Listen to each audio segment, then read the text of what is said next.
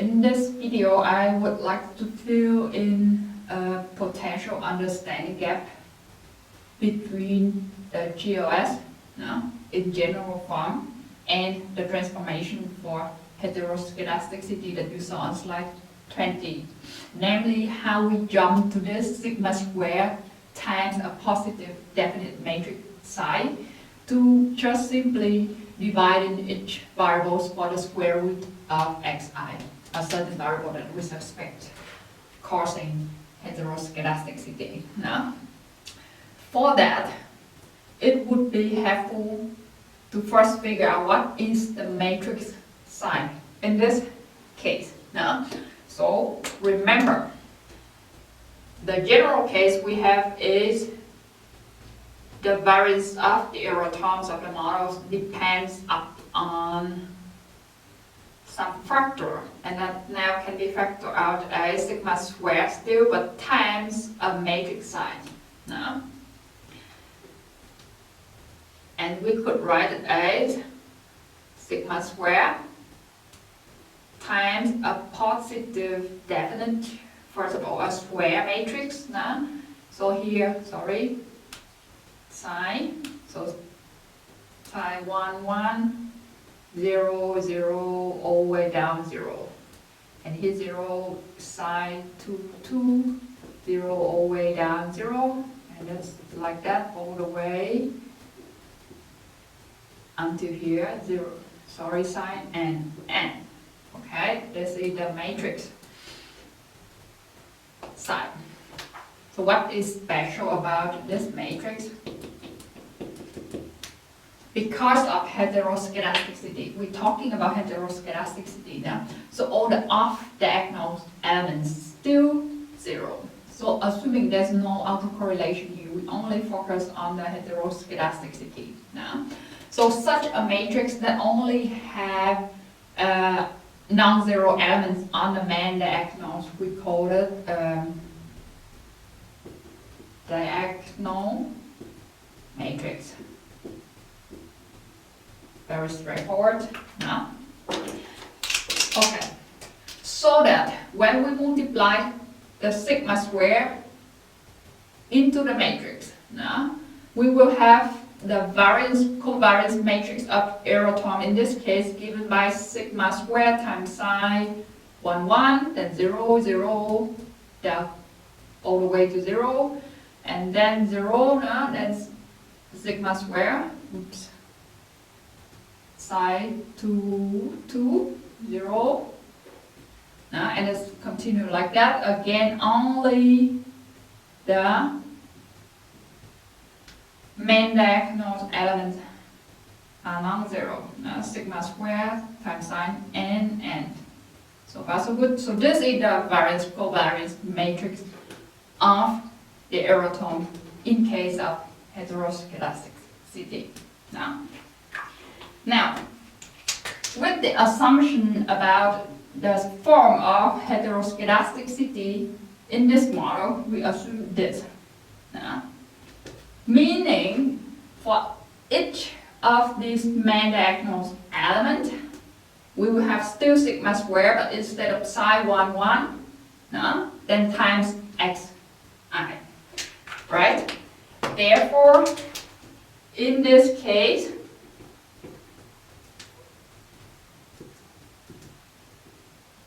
we would have the matrix psi given by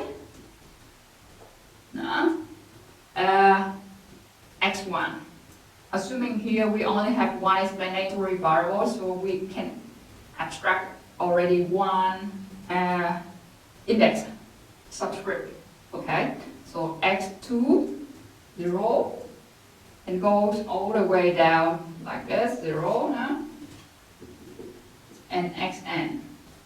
Remember, only the main diagonal has non-zero elements. All the off-diagonal elements still 0.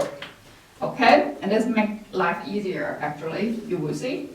Now, so okay, so far you know how to put this assumption about the variance of the error terms depends on a specific characteristic of each observation. So the psi matrix will look like this, right? The next point, remember we want to find P in order to transform the model into Py equal Px beta plus P epsilon. We will take care of that. Okay. So now we already know that the matrix psi in this particular case given by this diagonal matrix with xi on the main diagonal. Now we can continue further from here, but let's first write down something so that we don't lose track. We want to find a matrix P, right? Such that P prime P equal psi inverse, right? So that's our target here. Then the rest you know. Transform the model using this matrix P. Okay. Then now let's continue further. One step. So we need the psi inverse. What is the psi inverse in this case? What I actually mean, oh, this is probably too high. So let's write it over here now. Okay, the psi inverse. What I actually meant when I said the diagonal matrix for make it easier for us is because for a diagonal matrix, and it's positive definite, meaning all these two axes are positive in a way, or non-negative in a way, then you could have the inverse of this matrix is just simply 1 over x1 and the rest stay 0. For the second line also 0 and then 1 over x2 and the rest stay 0. And it's like that down up to n observation. Go and then 1 over xn. That is the psi inverse in this case. Given this psi inverse, we could factorize it into two matrices P prime and P. And it's in this case, again, a symbol. So P will equal P prime equal 1 over the square root of x1. 0, 0, down to 0, 0, 1 over square root of x2, 0, and all the way down 0, 0, and then we have 1 over square root of xn. So 1 over square root of xi along the diagonal. Okay, so if you multiply this matrix by itself, you will get this psi inverse. You could try it by yourself. But the nice thing about multiplying the two diagonal matrices are you only have to take care about the elements on the diagonals because everyone else is 0. Okay, mission complete with finding the matrix P over here, right? Now, the transformation, let's say transformation of the vector y, the dependent variables, we would have P times y, right? And then here, I could have a small multiply sign here, y1, y2, all the way down to yn. Now, how would it look like? So let me write it down here again. Remember here we have n times n element, right? The dimension of the matrix, and the vector we have n times 1, right?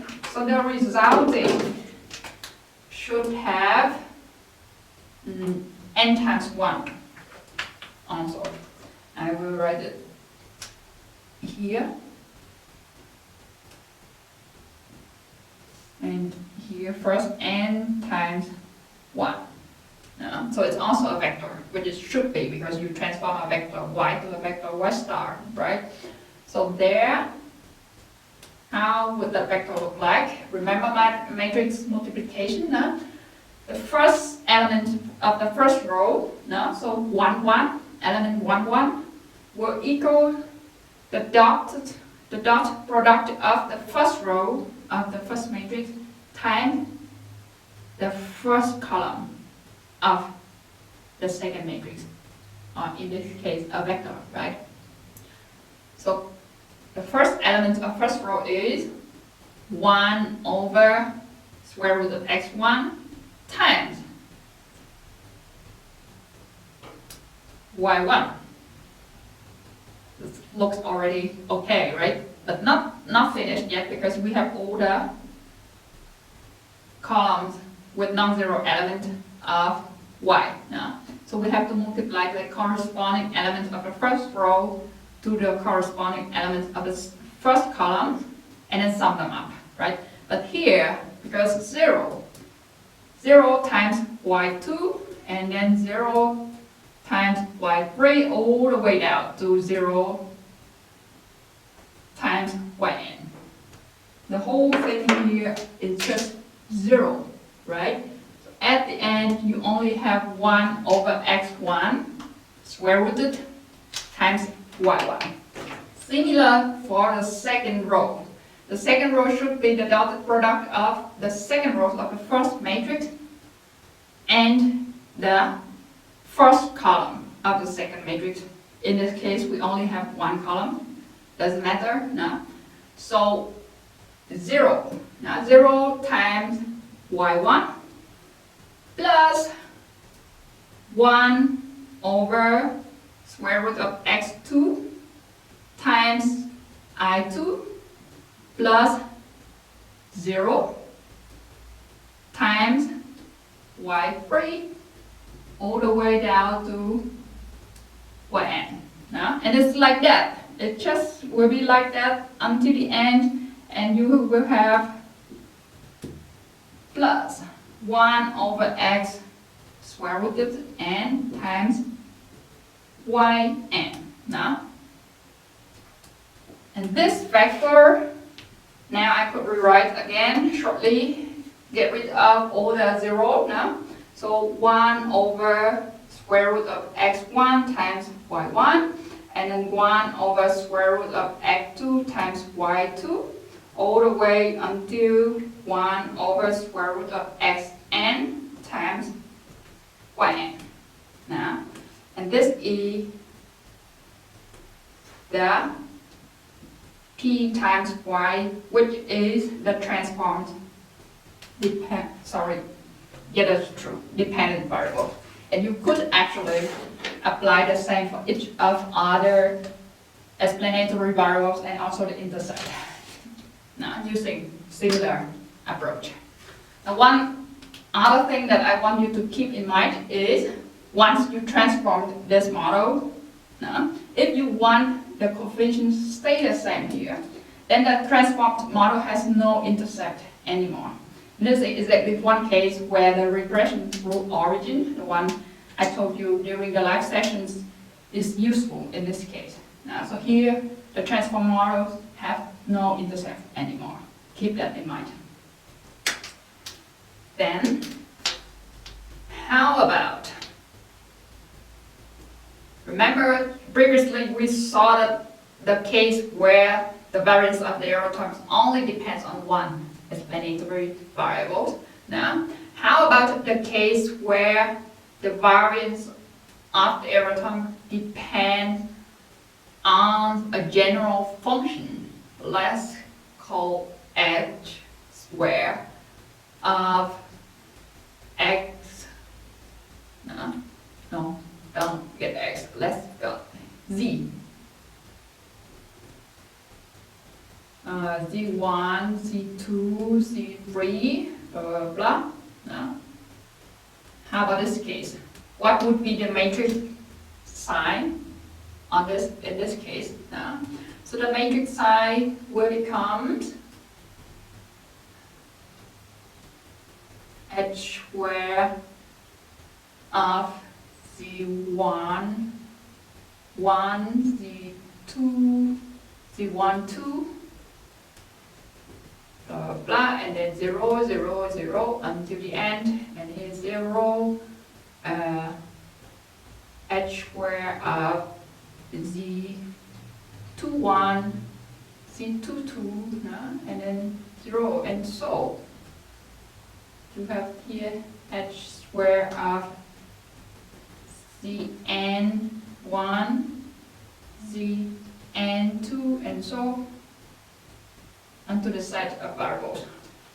Now, and if you know exactly the functional form of this function h, then you can apply the transformation again, like what we have seen with the case of one explanatory variable. Now, nevertheless, there will also be some cases that we don't know exactly the functional forms, like how the variance depends on these multiple variables.